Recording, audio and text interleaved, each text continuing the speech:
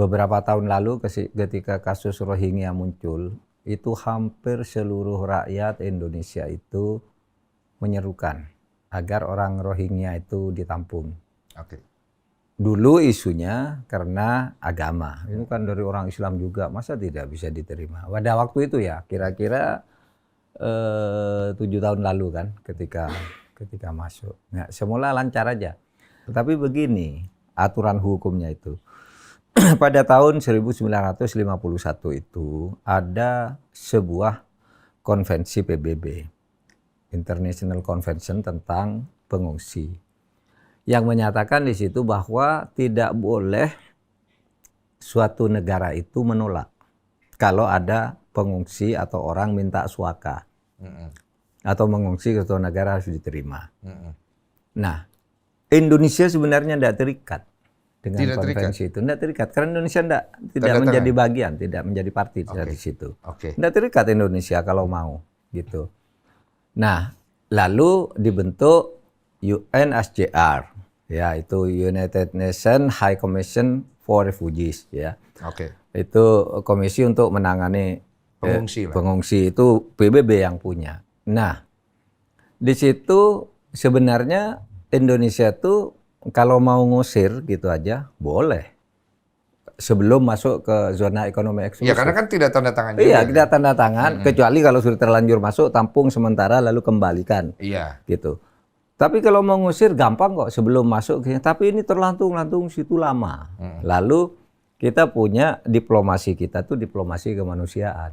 Nah, lalu ditampung kan selama ini di beberapa tempat. Iya. Di Aceh, di Riau, di Sumatera Utara kan, di situ ditampung.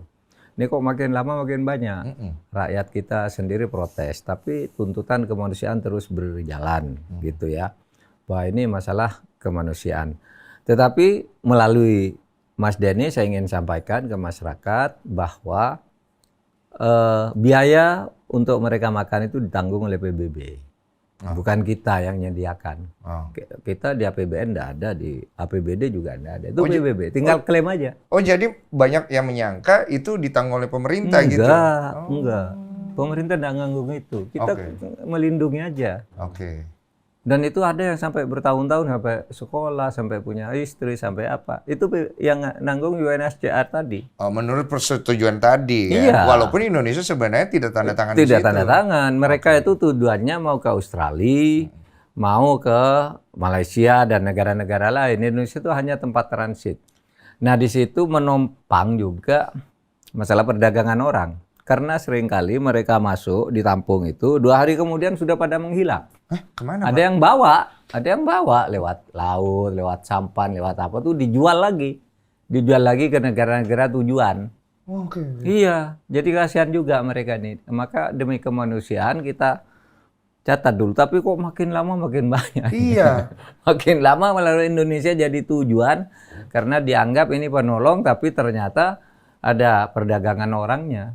Oh, jadi awalnya bukan tujuan, cuma tempat transit. Iya, tempat transit. Karena kita di sini istilahnya menerima, lama-lama jadi tujuan. Lama-lama jadi tujuan. Tujuannya tuh yang banyak ke Australia. Australia sekarang nolak, meskipun dia ikut tanda tangan tahun 51 di PBB.